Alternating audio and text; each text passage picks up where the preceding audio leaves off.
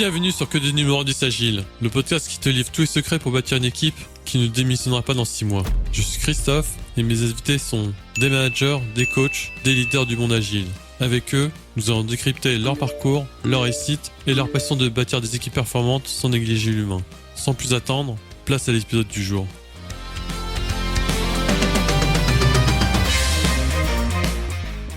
Vous en avez marre des rétrospectives de sprint ennuyeuses et inefficaces ?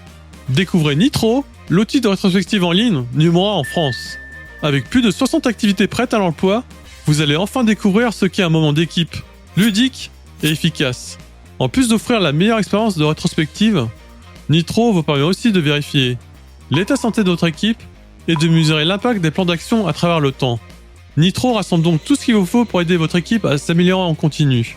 Aujourd'hui, Nitro est adopté par plus de 48 utilisateurs à travers le monde et compte parmi ses clients L'Oréal, Decathlon ou Leroy Merlin. Je vous invite donc à essayer Nitro gratuitement dès aujourd'hui. Et je vous donne rendez-vous sur le site nitro.io/fr. Ça s'écrit Nitro, N-E-A-T-R-O. Plus d'informations dans les ressources de l'épisode.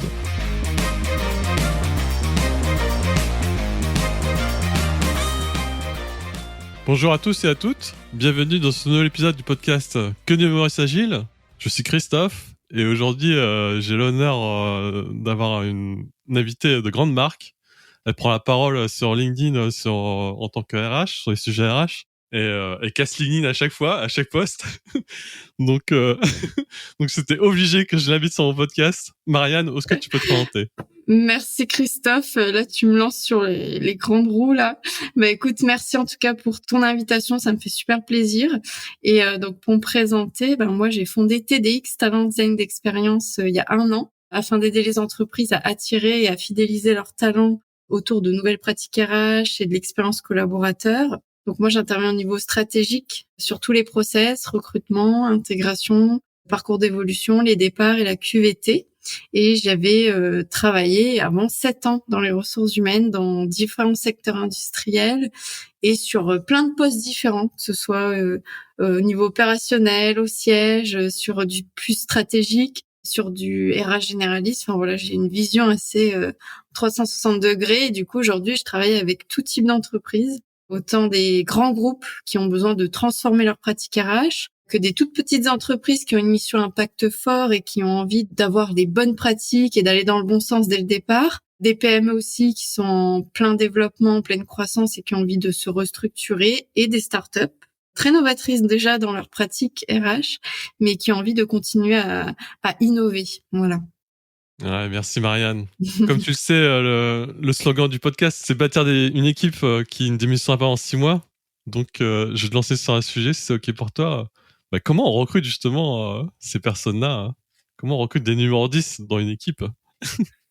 Alors, c'est vrai que le recrutement, aujourd'hui, il y a un véritable enjeu pour les entreprises qui ont déjà du mal à recruter et à garder leurs talents aussi, faut le dire.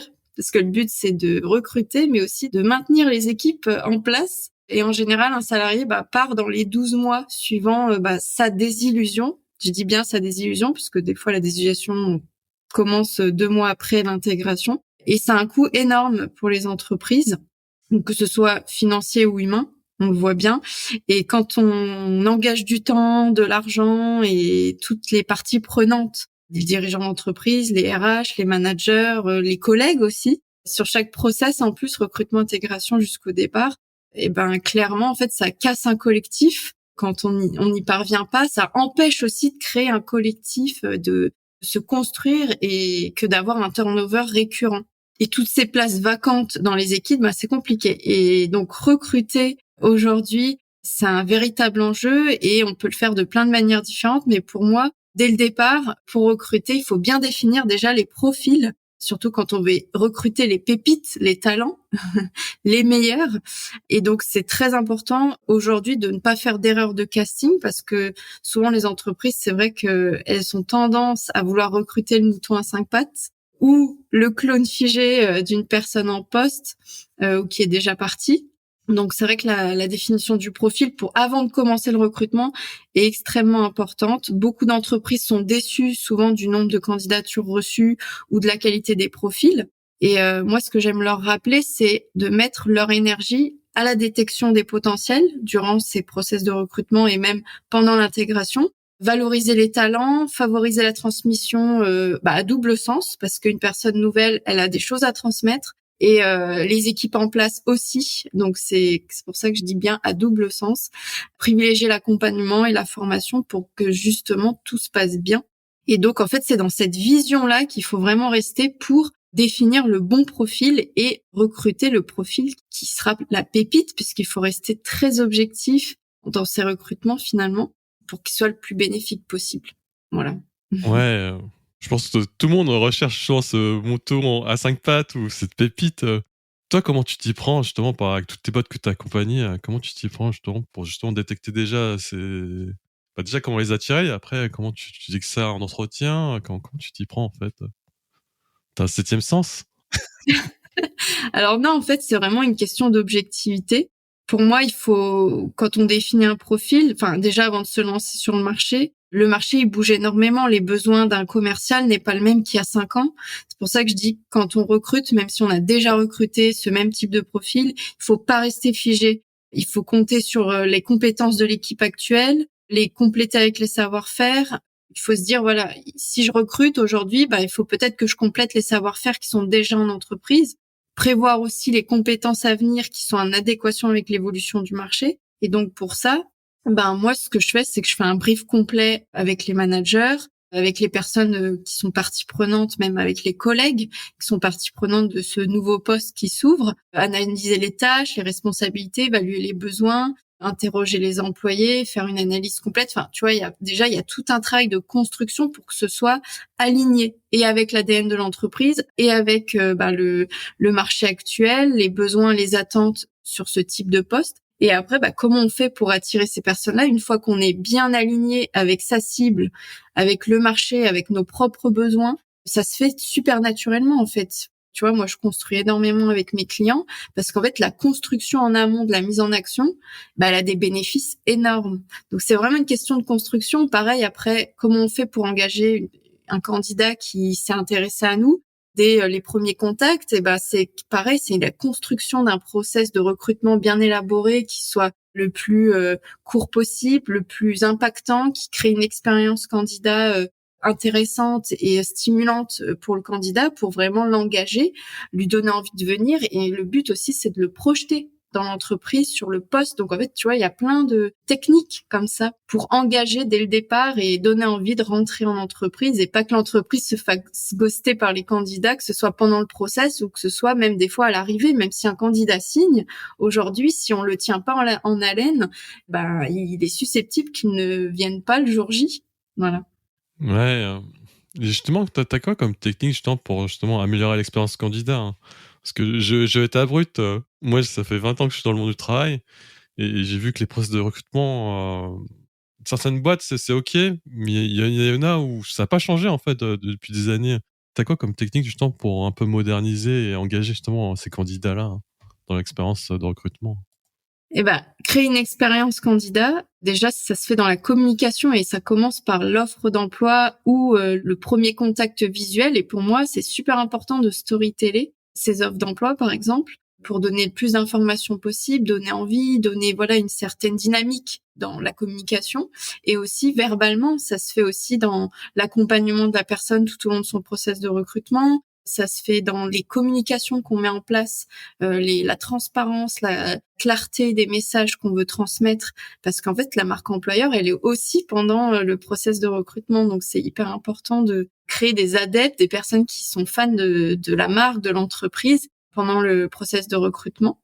Et d'ailleurs, moi, j'ai créé un process de recrutement hyper engageant avec une entreprise. En fait, le but, ça a été une expérience unique, autant pour moi que pour l'entreprise et les candidats. Et ça a touché vraiment des candidats qu'on n'aurait finalement pas du tout eu autrement. Parce que déjà, on a fait une campagne de communication autour de ce modèle de recrutement qui était très différenciant. On a touché une cible qu'on convoitait, donc ça a été super efficace. Et en fait, j'ai mis en place un escape game, un format d'escape game pour recruter. Et c'était justement ce format-là qui changeait la donne et permettait d'avoir une vraie dynamique, un vrai engagement, de pouvoir trouver aussi le binôme qui va bien ensemble, parce que c'était surtout ça pourquoi on avait fait ce format-là, parce que déjà ça, ce qui est important de savoir, c'est qu'il faut que le format soit adapté à l'ADN de l'entreprise. C'est important, hein. C'est pas parce qu'un escape game a fonctionné ailleurs que ça va fonctionner chez nous. Attends, tu peux décrire c'est quoi, déjà rappeler, c'est quoi un escape game? Moi, je sais, hein, j'ai fait un petit building récemment avec mon équipe, mais là, Ouais. ce que tu me racontes, c'est complètement fou, en fait, ça m'intéresse. Tu peux rappeler c'est quoi un escape game? Alors, un escape game, c'est finalement un jeu d'équipe qui peut se faire sous différents formats. On peut le faire sous le format virtuel, sous le format aussi d'un jeu physique où on met des exercices, on met des challenges, des épreuves. Ça peut se faire en équipe, en solo, voilà. Il y a plein de formats différents, mais en gros, c'est un jeu pour gagner des étapes et pour avancer, en fait, au final. OK, et toi, t'as mis ça en place? T'as mis ça en place en physique ou à distance, pour ce recrutement? Alors c'était à distance et après on est intervenu en physique. Après en fait surtout c'est les managers et les personnes, enfin les RH qui préparaient le recrutement qui étaient que j'ai fait moteur dans cette démarche. Donc c'est surtout ces personnes-là qui ont suivi l'escape game puisqu'en fait le but c'était de recruter quand même, hein. Donc faut quand même suivre l'avancée, les réactions, le comportement, l'adaptabilité, enfin toutes ces questions-là. Donc ouais, c'est eux que j'ai formés surtout pour faire l'évaluation, parce que c'est l'entreprise, hein, c'est cette entreprise, c'est pas moi qui ai recruté, c'est eux, mais à travers mes idées, ma construction stratégique, etc. Et tu quoi comme question, comme exercice, de mise en pratique? J'essaie d'imaginer. Alors du coup, ce qu'on a fait, par exemple, je vais te donner un exemple. Le but, c'était de voir que c'était un binôme qui pouvait travailler ensemble. Donc, on a notamment mis un exercice de réflexion et qui permettait de trouver une solution à un problème, voilà, et voir comment le comportement de ces deux personnes-là, en travaillant ensemble sur ce problème-là, comment ils menaient leur réflexion ensemble de pair pour arriver à régler le problème. En fait, c'était pas l'équipe qui allait régler le problème le plus vite qui était important pour nous. C'était vraiment quelles étaient la synchronicité entre ces deux personnes et quelles compétences complètement différentes qui fonctionnaient ensemble et qui permettaient d'avoir le plus de compétences possibles pour régler ce problème-là. C'est génial ça, et Mmh. en fait, c'était 2 candidats, ou c'était une personne en interne plus le candidat, ou comment ça se Non, passait, en fait? on faisait 2 recrutements, en fait. D'accord, OK, Mmh. et donc vous testez, OK, vous testez si ça matchait déjà, au niveau caractère et C'est ça. C'est ça, en fait, le but, c'était de tester vraiment, le caractère, la cohérence entre ces 2 profils, le fait qu'ils travaillent de pair ensemble, en fait, c'était très important. Donc voilà, on avait plusieurs critères comme ça de vérification au niveau des compétences comportementales et en fait, le but et en fait, ça a été incroyable parce que ça a été un succès parce on a recruté notre binôme qui avait toutes les qualités pour fonctionner ensemble, qui a en plus de ça, vécu une expérience incroyable et unique. Donc du coup, forcément, ça crée un engagement énorme. Ça a permis aussi qu'ils soient intégrés plus efficacement, de les fidéliser aussi autour de l'entreprise, parce qu'en fait, on a mis aussi à travers cet escape game l'ADN de l'entreprise, la culture d'entreprise. Enfin voilà, on a fait transparaître toutes ces choses quand même. Et en plus, l'intégration a été dans la continuité de l'escape game. Ça a du coup super bien passé. La prise de poste a été un succès autant sur la qualité de ce binôme qu'on a constitué en fait que leur capacité de performance, leur créativité, qu'ils ont adopté beaucoup plus vite qu'un binôme qui se connaissent pas et qui se rencontrent dès la prise de poste ou des fois à 1 mois d'intervalle, 2 mois d'intervalle. Et en fait, l'entreprise s'est rendue compte parce qu'ils avaient déjà recruté ce type de binôme par avance que là, la prise de poste a été beaucoup plus efficace. quand tu as proposé, ce format-là, c'était quoi les réactions? Parce que c'est vachement original, hein. Tu pas eu des freins ou des gens qui étaient sceptiques? En fait, c'est vrai que quand je lance une idée comme ça, je la lance pas dès le départ. De base, on travaille sur un cadre, un contexte. Je les fais réfléchir. Ils ont déjà une réflexion, une maturité autour du projet. Donc, forcément, en fait, on va dire, c'est la petite étincelle de plus qui fait que le projet va être renforcé et au top, quoi. Et tu des candidats qui ont fait l'escape game et qui ont pas matché, enfin, et même si ça matchait pas, les retours étaient quand même positifs, ils avaient appris cette expérience? Ah oui, oui. Bah, en fait, je te dis, le fait déjà de faire un format escape game, ça a attiré des candidats beaucoup plus qualitatifs. Donc, en fait, à la limite, on aurait voulu en embaucher d'autres, mais c'était des super candidats, hein, les autres. En fait, le but, c'était pas de prendre les meilleurs, c'était de prendre le meilleur binôme, tu vois. Donc, peut-être que justement, on a perdu un super talent dans le lot. Mais bon, l'objectif, c'était pas celui-là. Donc, voilà, il faut être objectif, en fait. Mais ces candidats, ils savaient qu'ils allaient faire un escape game ou c'était une surprise? Ouais, non, non, c'était dans la communication et justement, c'était des profils qu'on a attirés de cette manière-là, en fait. Le but aussi, c'était d'attirer, en fait, on voulait attirer des profils plutôt sportifs, dynamiques, un public jeune aussi, hein, bien évidemment, ou un jeune ou pas jeune, hein, peu importe, mais en tout cas, quelqu'un de dynamique et qui soit dans cette philosophie. Voilà, de jeu, de concepts un peu innovants, etc. Donc, en fait, c'était clairement stratégique. Eh ben, je reste bouche bée. C'est fou comme expérience. Ah ouais, mais tous les candidats ont vécu une super expérience et du coup, tu vois, ça crée du bouche-à-oreille. C'est la marque employeur. En fait, en même temps, tu travailles sur ta marque employeur. C'est pour ça que c'est important quand tu choisis de faire un thème de recrutement innovant ou différenciant, que ce soit cohérent avec l'ADN parce que derrière, il y a des retombées, hein. Et il y avait combien de candidats qui ont postulé justement Vous avez filtré avec combien de candidats à peu près? Alors, en fait, le but, c'est que ça aille vite aussi. Donc, en 2 semaines, on a eu une cinquantaine de CV. C'est énorme. Et après, on a dû faire le tri pour rencontrer 4 binômes, donc 8 personnes. D'accord. Et c'est vrai que là, tu as parlé plusieurs fois de marque employeur. Je sais pas si tu peux rappeler la définition de la marque employeur et pourquoi c'est important maintenant de la mettre en avant. Ouais. Alors, la marque employeur. La marque employeur, aujourd'hui, c'est l'image que l'entreprise apporte auprès de potentiels candidats et c'est surtout la promesse employeur que l'entreprise délivre, en fait, auprès de cette cible, de sa cible aujourd'hui. Et c'est vrai que c'est important. Aujourd'hui, il y a un vrai sujet autour de la marque employeur parce que il y a de vrais besoins de la part des candidats de se sentir alignés avec les valeurs de l'entreprise. Et la marque employeur, justement, véhicule ces valeurs-là. Le but, c'est de communiquer autour de toutes ces valeurs parce que c'est aujourd'hui, il y a surtout avec la nouvelle génération qui arrive. Aujourd'hui, il y a un vrai besoin, c'est intergénérationnel, mais c'est cette génération-là qui le porte, de rechercher avant tout, au lieu de chercher un poste, de chercher vraiment un projet où ils vont vouloir trouver du sens, où ils vont pleinement se sentir engagés à partir du moment où ils trouvent justement cet alignement entre ambition personnelle et ambition professionnelle. Et c'est là que la marque employeur joue son rôle à merveille pour mettre en avant justement la mission, les valeurs de l'entreprise avec transparence et authenticité surtout.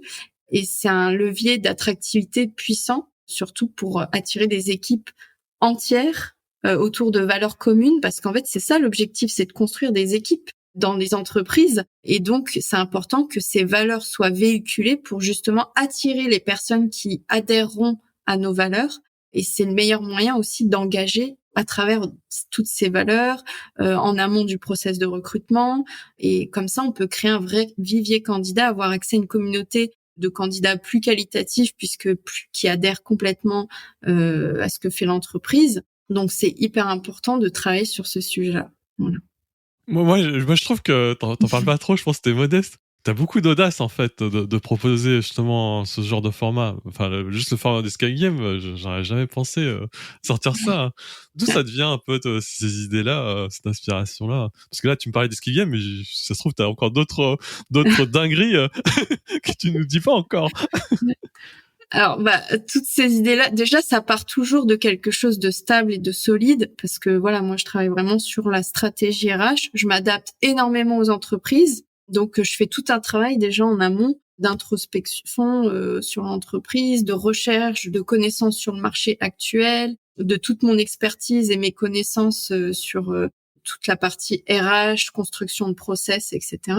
Donc déjà, je m'appuie sur quelque chose de solide, de viable pour avoir de réels résultats. Après, j'ai toujours été quelqu'un de créatif, donc forcément, toute cette partie-là un peu hyper intellectuelle et tout, j'aime bien l'agrémenter, voilà, de ma créativité, de tout ce que j'ai apporté. Et oui, j'ai mis en place plein de projet très novateur. Bah, par exemple, je peux te donner encore une autre idée, mais en gros, c'était pour un peu dépoussiérer les entretiens annuels. J'ai proposé, alors bien sûr derrière on a travaillé énormément sur le sujet, hein, je tiens à le dire, mais j'ai proposé aux managers qui étaient à l'aise de faire venir leurs équipes en entretien annuel avec une offre d'emploi à laquelle aujourd'hui ils auraient envie de postuler. Voilà.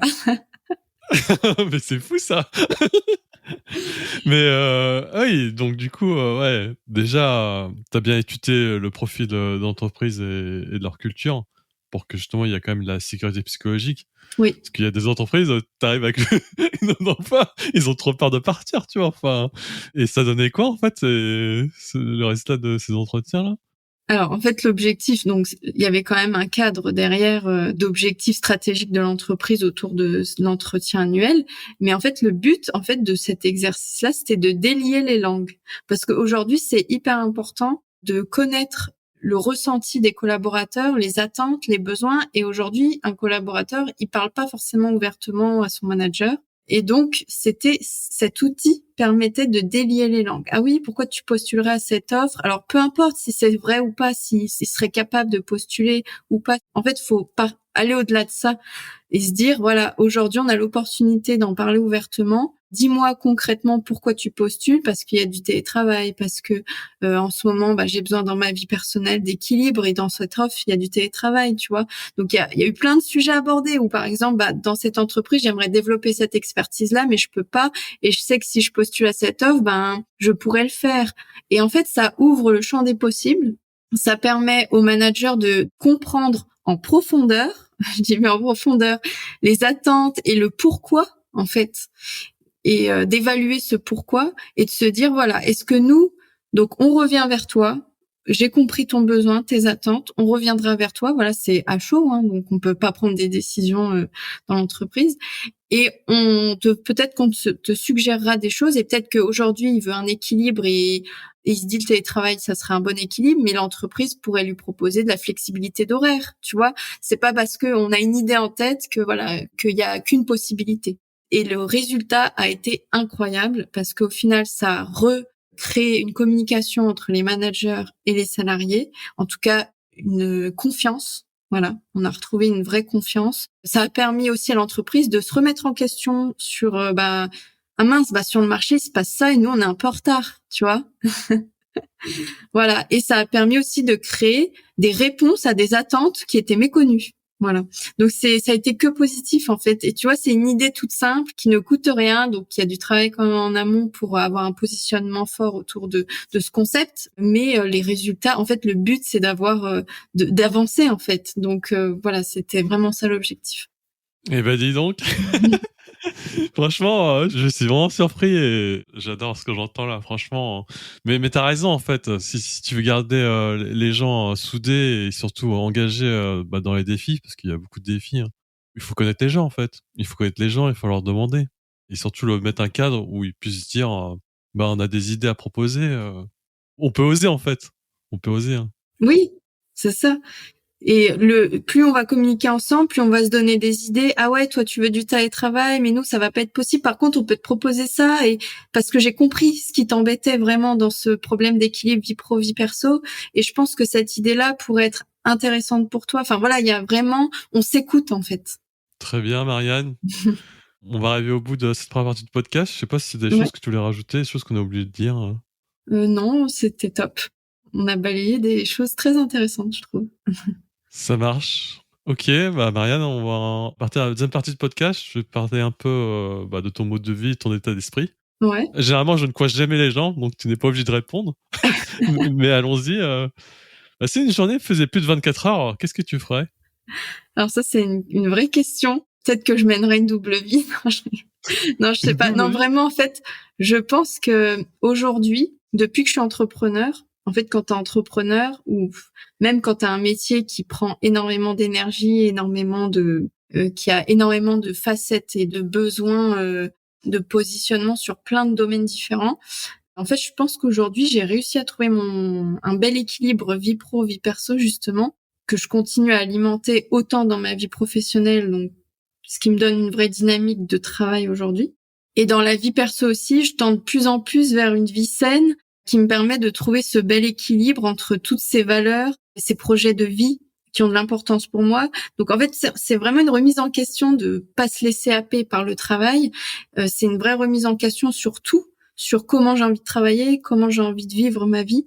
Et du coup, je réussis à bien avancer. Donc en fait, pour moi, là, je suis plutôt bien et clairement, si les journées devaient se rallonger à l'infini, je continuerais à vivre du coup à 1000% au lieu de 100%. Du coup, autant dans ma vie d'entrepreneur que perso. Enfin, j'adore les deux, donc. Ouais, t'as l'air passionné par ce que tu fais, ça se voit et ça s'entend, hein. Et est-ce que t'as une habitude que tu te dis à personne? Alors, j'ai une habitude que je dis à personne. Je me couche très tôt, en fait, le soir. Et même le week-end, j'adore me coucher tôt. C'est une habitude que j'ai pris, en fait. C'est vraiment une habitude qui me permet d'être en pleine forme, en fait, le lendemain. Et de mener tous les projets que j'ai en tête, parce qu'en fait, j'ai la tête remplie d'idées, de projets. Et c'est mon moteur à moi, en fait, de bien dormir. Et en plus, j'adore le sport. Donc, c'est deux énergies qui me vont très bien, qui me permettent de carburer, d'avoir un bon moteur. Et en fait, d'être en pleine forme. J'aime bien avoir une belle énergie. J'aime bien aller au bout de mes projets. Donc, c'est important pour moi de bien dormir. Et bon, je le dis, je me couche très tôt le soir. Même le week-end. Et ça me va très, très bien. Et voilà, j'assume.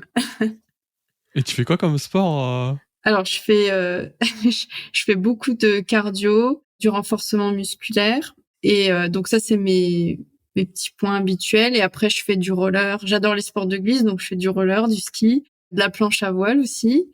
Voilà, c'est mes sports préférés. Eh ben, et comme tu te couches tôt, du coup, ça entraîne que tu te lèves tôt ou Non. tu te lèves... Non? Enfin, la semaine, oui. C'est pas date de la douche froide et de lever à 5h du matin comme Cody Sanchez? Non, pas du tout. Non. Alors, la semaine, je garde un rythme de travail. Voilà, je me lève soit à 7h, soit 7h30.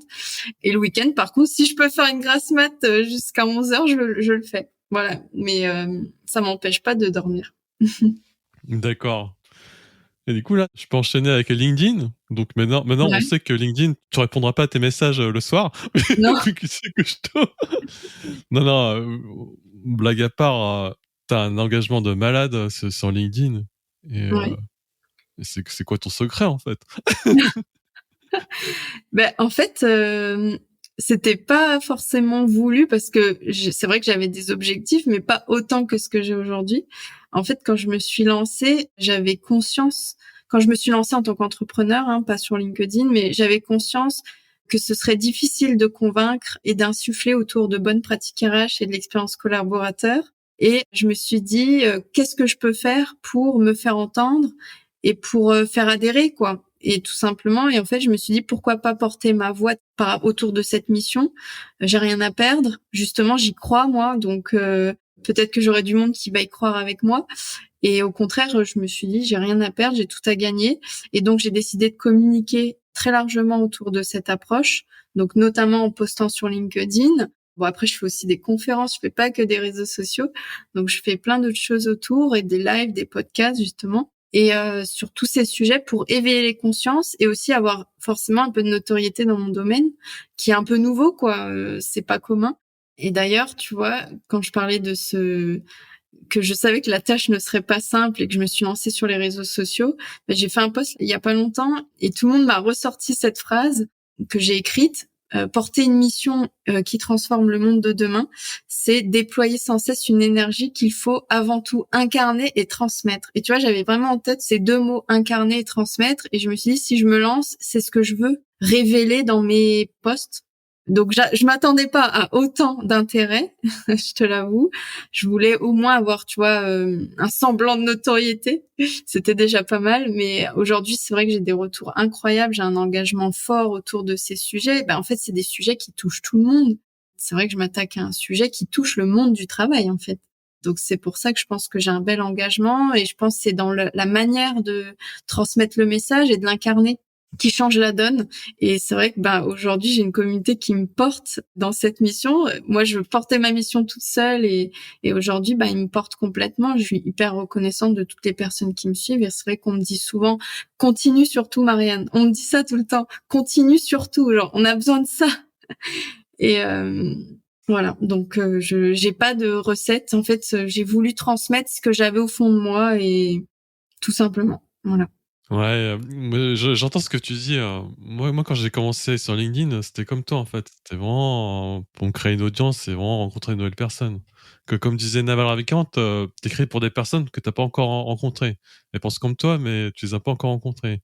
Et moi, quand j'ai démarré, laisse tomber, j'avais peur, je savais pas ce que je faisais, je savais pas comment ça marchait LinkedIn. Et du coup, j'ai commencé à regarder avec qui ça marchait LinkedIn. Donc c'est comme ça que j'ai commencé à suivre Maud Alaves et Thibault Lui.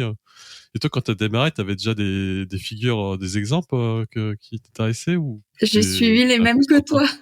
C'est vrai? Oui, je te jure, Maud Alves et Thibault Louis, je les ai suivis. Après, je me suis dit, bon, moi, il faut que je crée mon propre personal branding, mais c'est eux qui m'ont...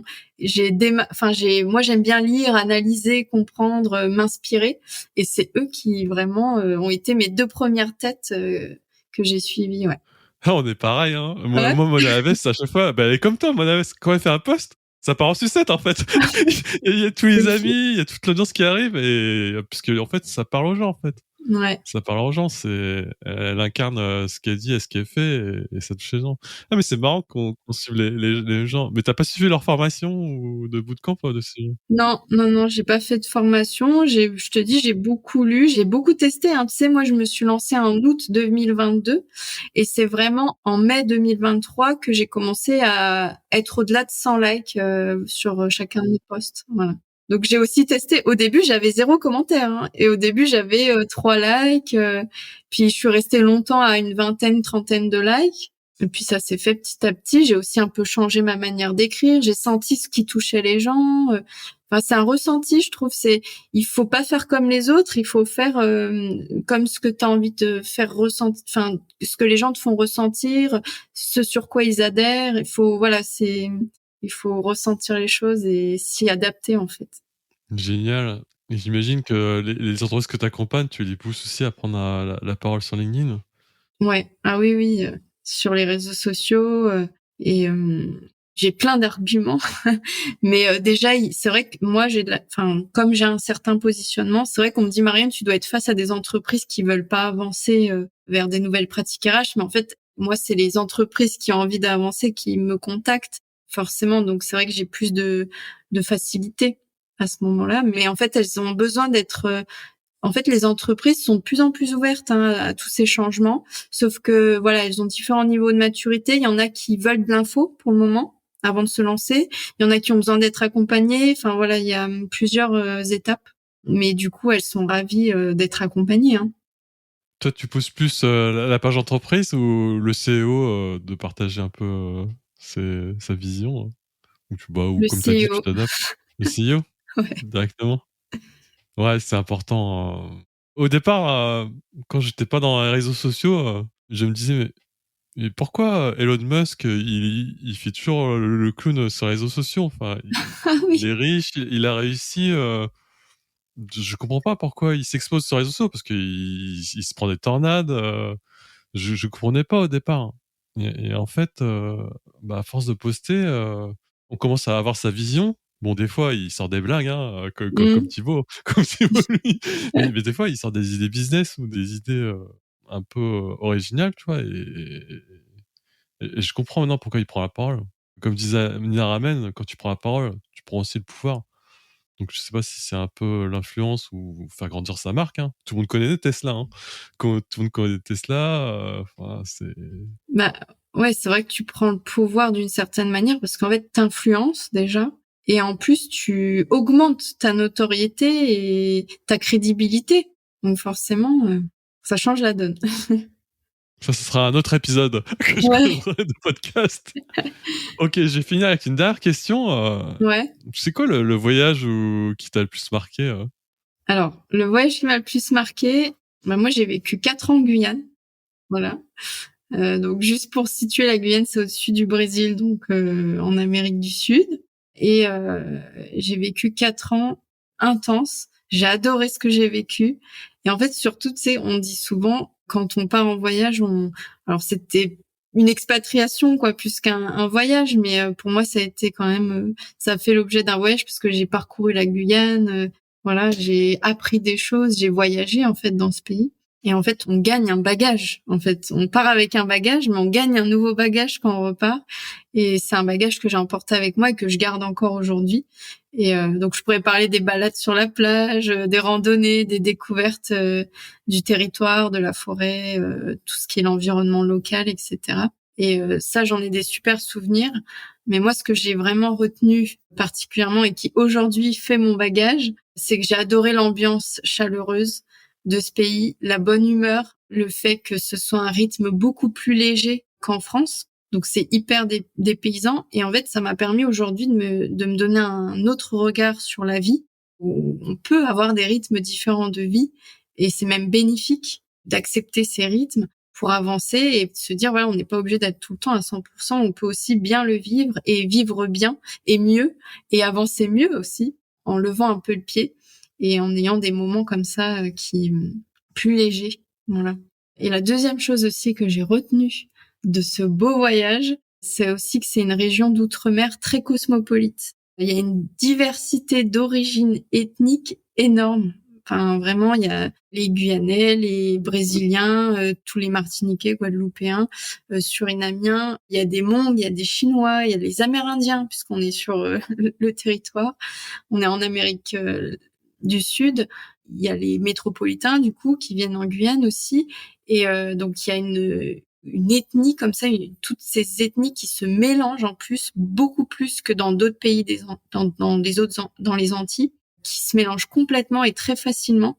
Et ça m'a donné une autre ouverture au monde, vraiment une ouverture puissance 4, puisque ça m'a permis aussi d'aborder la différence d'une autre manière et le sujet de l'intégration aussi, beaucoup plus simplement et parce que là-bas, tu te fais intégrer très rapidement. Les gens s'intègrent entre eux très facilement, très naturellement, de manière complètement décomplexée. En Guyane, t'es blanche, on dit et la blanche, et en fait, ça passe très bien. Et le noir, c'est le chinois, viens voir. Et c'est sympathique, c'est amical, en fait, c'est affectueux. Voilà, on s'adresse aux personnes comme ça, c'est affectueux et c'est incroyable, quoi, de se dire ça. Et moi, j'ai été super bien intégrée aussi, donc voilà, ça te donne une vision complètement différente du monde et de te dire ah oui, on peut aussi avoir cette vision du monde et l'intégrer, elle existe. Voilà. T'étais en expatriation, c'était quoi? C'était tes études ou t'avais trouvé un travail là-bas? Qu'est-ce qui t'a donné Alors, envie non. d'aller là-bas en fait? Non, en fait, c'était de mes 14 ans à mes 18 ans avec mes parents. Voilà. Ok. Ah ouais, super jeune, ouais. Ah Ouais. oui, ça fait une expérience qui t'a marqué et qui... Ouais, ok. Je commence à Ouais. comprendre ton parcours et ton mode de pensée. Mais franchement, c'est génial ce que tu racontes. Enfin, Ouais. À 14 ans, s'ouvrir au monde comme ça, mais c'est aussi par terre inconnue. Je pense qu'au départ, tu devais avoir un peu peur ou être un peu inquiète, non? Bah oui, j'avais des Ou appréhensions et t'avais puis déjà je l'habitude de quittais. voyager Ouais. Je quittais une zone de confort et en fait, j'en ai retrouvé une. Donc, c'est possible de quitter une zone de confort pour en retrouver une. Tu vois, c'est toutes des logiques comme ça qui... Ok. Bah, je note la Guyane. Il y a d'autres pays qui t'intéressent? Franchement, moi, je suis ouverte au monde. Donc, moi, j'aime bien apprendre surtout. Donc, si on me dit dans ce pays-là, tu vas apprendre sur la vie, voilà, ça m'intéresse. Génial. Bah, super, Marianne. Je te remercie pour ton temps. Si on veut travailler avec toi, discuter avec toi ou te suivre, où est-ce qu'on peut te retrouver? Et on peut me retrouver sur LinkedIn. Je réponds aux messages. Donc, n'hésitez pas, voilà, soit à me suivre, soit à m'envoyer un message, faire un rendez-vous ensemble, peu importe. En tout cas, je serais ravie de faire votre connaissance et de garder contact. Voilà. Eh bien, merci Marianne. Merci pour tout ce que tu fais. Moi, j'adore ce que tu fais sur LinkedIn et grâce à Delphine Auger, j'ai appris à te connaître et j'ai eu l'audace justement de t'inviter à mon podcast. Je te remercie beaucoup et continue. Et ciao. C'est super gentil, Christophe. Ça m'a fait super plaisir aussi d'échanger avec toi et depuis le temps qu'on se suit et j'adore aussi ta personnalité et merci pour l'invite. C'était un grand plaisir. Tu repasseras, Marianne. Allez, Ouais. ciao.